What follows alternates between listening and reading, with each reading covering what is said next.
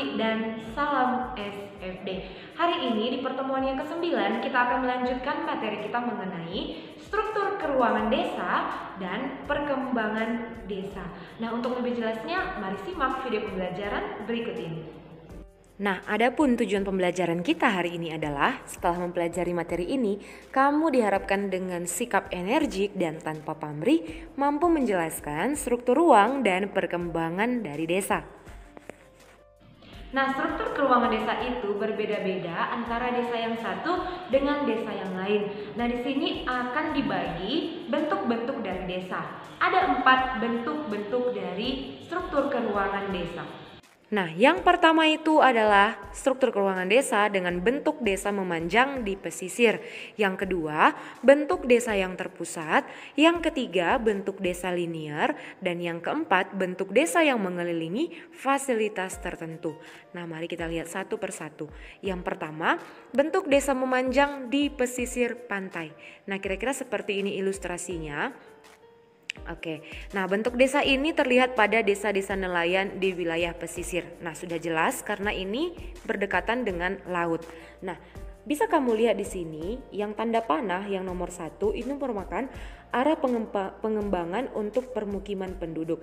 Artinya yang nomor 3 ini itu berdekatan dengan yang nomor 1. Nomor 3 ini apa? Daerah permukiman penduduk. Jadi permukiman penduduk itu dibangun memanjang mengikuti garis pantai. Nah, sementara yang nomor 2 itu bisa dijadikan sebagai daerah kawasan industri kecil desa. Misalnya industri pengalengan udang, ikan, pembuatan kerupuk udang atau ikan dan yang berhubungan dengan sumber daya laut. Nah, jadi bentuk desa memanjang di pesisir pantai ini banyak terdapat di wilayah-wilayah pesisir pantai. Yang selanjutnya itu bentuk desa terpusat. Ya, kira-kira seperti ini ilustrasinya. Nah, kalau bentuk desa terpusat ini kita bisa melihat yang nomor 1, yang ini. Itu merupakan daerah permukiman penduduk. Jadi di sini semua permukiman penduduk. Kemudian yang nomor 2-nya daerah pengembangan permukiman penduduk. Artinya apa? Jadi di sini bisa kemungkinan nanti akan bertambah juga penduduk, bisa berkembang segala jenis permukiman di sini. Makanya dia disebut daerah pengembangan permukiman penduduk. Kemudian yang ketiga yang ini itu daerah kawasan industri kecil atau kawasan industri rumah tangga. Nah, bentuk desa terpusat ini terdapat di wilayah pegunungan atau dataran rendah juga terdapat. Nah, pola semacam ini kemungkinan terbentuk karena dihuni secara turun-temurun oleh beberapa generasi. Artinya dari yang pertama sekali berdiri di sini misalnya nenek moyangnya, kemudian semakin berkembang, ada anak, kemudian cucu, cicit dan seterusnya. Jadi kemungkinan ini bisa terbentuk karena dihuni secara turun-temurun oleh masyarakat desa tersebut oleh beberapa generasi. Yang ketiga itu ada bentuk desa linear. Oke, kira-kira seperti ini ilustrasinya. Nah, ini ilustrasinya dan ini contohnya di kehidupan nyata. Nah, mari kita lihat dulu yang ini. Yang tanda panah ini merupakan arah pengembangan permukiman penduduk. Nah, berarti yang ini dia, yang di dalam persegi panjang ini itu merupakan permukiman penduduk. Jadi ketika permukimannya penduduk terjadi perkembangan, maka dia akan bergeser ke sekitar permukiman awal. Nah, kemudian di situ ada yang ini. Nah, itu jalan tembus. Nah, yang ini dia, yang garis 2. Kemudian daerah industri kecil dan lahan pertanian. Nah, di sini bisa juga terdapat daerah-daerah industri kecil seperti yang bilang tadi, industri rumah tangga.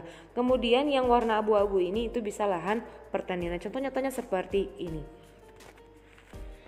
Nah, bentuk desa seperti ini, bentuk desa linear ini itu bisa ditemui di daerah dataran rendah. Dan permukiman penduduk di wilayah ini berderet sejajar dengan jaringan jalan raya. Artinya ini mirip-mirip seperti bentuk desa memanjang sungai atau memanjang garis pantai. Jadi dia mengikuti garis jalan raya. Nah, jadi permukimannya akan menyebar mengikuti bentuk dari jalan tersebut. Yang keempat itu ada bentuk desa yang mengelilingi fasilitas tertentu. Ya, misalnya seperti ini. Nah, nomor 1 itu merupakan daerah permukiman penduduk yang ini. Kemudian fasilitas yang telah ada itu nomor 4. Artinya kan katanya mengelilingi fasilitas tertentu. Jadi fasilitasnya itu berada di tengah-tengah. Misalnya ada kantor desa atau fasilitas-fasilitas yang lain yang ada di desa. Jadi fasilitas itu dikelilingi oleh rumah-rumah penduduk. Nah, kalau yang nomor 2 itu arah pengembangannya, atau bisa nanti di sini bertambah permukimannya. Dan yang nomor 3 itu daerah kawasan industri kecil. Nah, fasilitas yang dimaksud tadi bisa itu dapat berupa mata air, waduk, bisa juga fasilitas pendidikan, fasilitas yang lain, fasilitas desa yang berhubungan dengan kebutuhan sehari-hari masyarakat desa. Nah, bentuk desa ini terdapat di dataran rendah.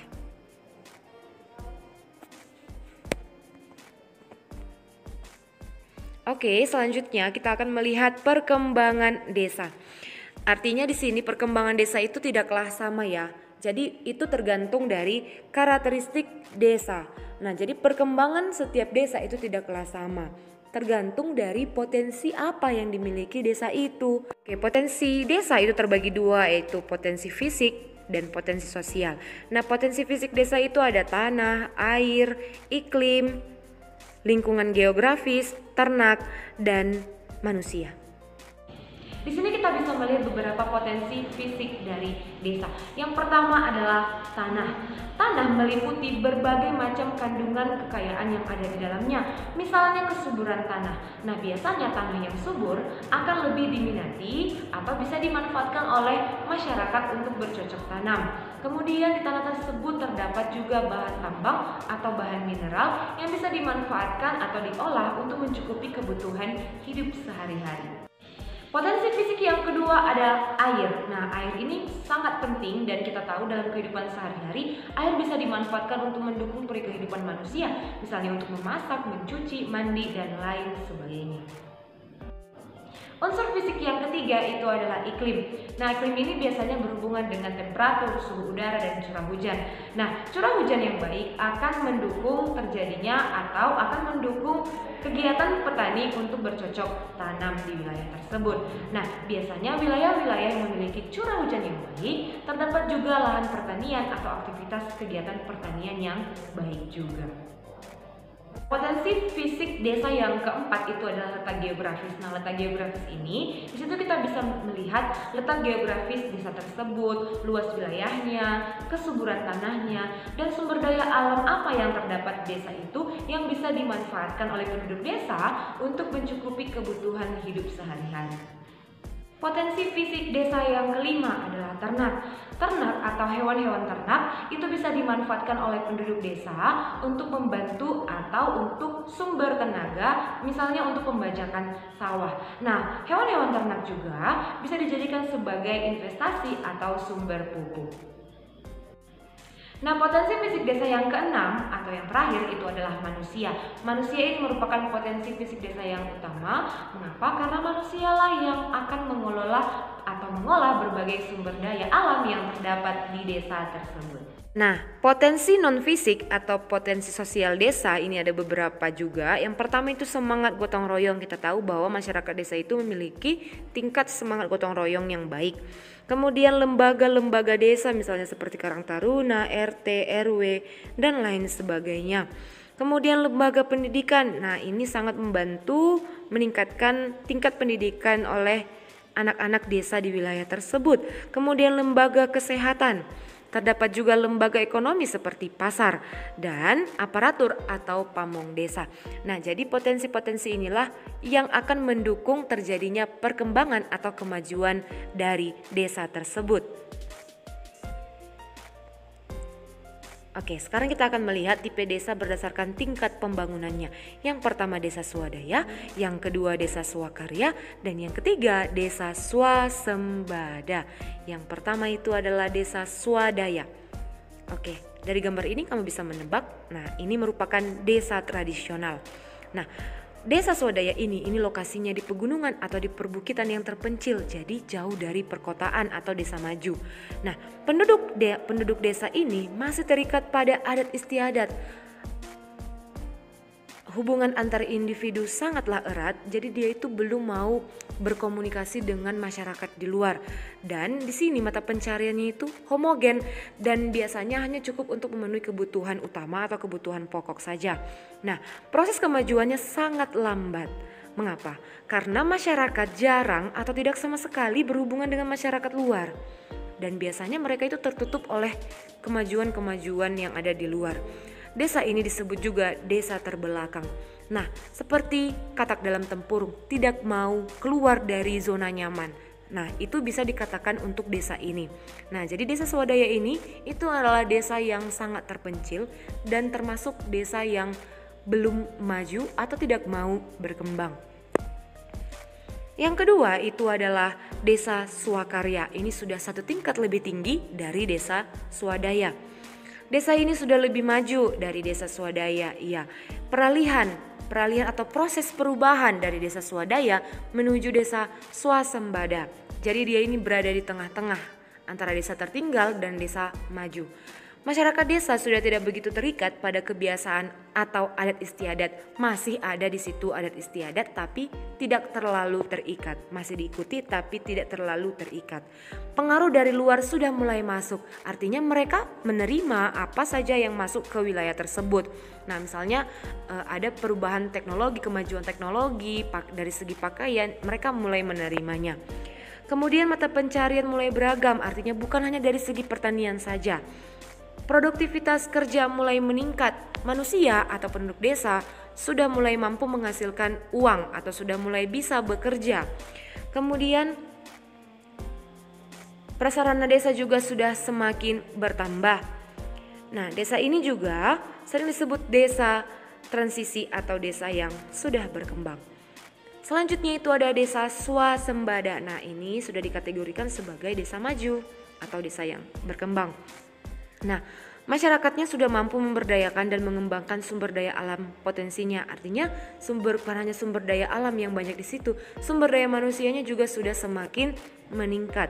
Mata pencariannya sudah heterogen, sudah beragam, dan mungkin bukan hanya dari segi yang bergantung dengan alam. Mungkin sudah ada yang kerja di kantor atau di tempat lain, atau bukan hanya bergantung pada alam saja. Jadi di situ penduduknya itu bukan hanya bekerja di bidang pertanian.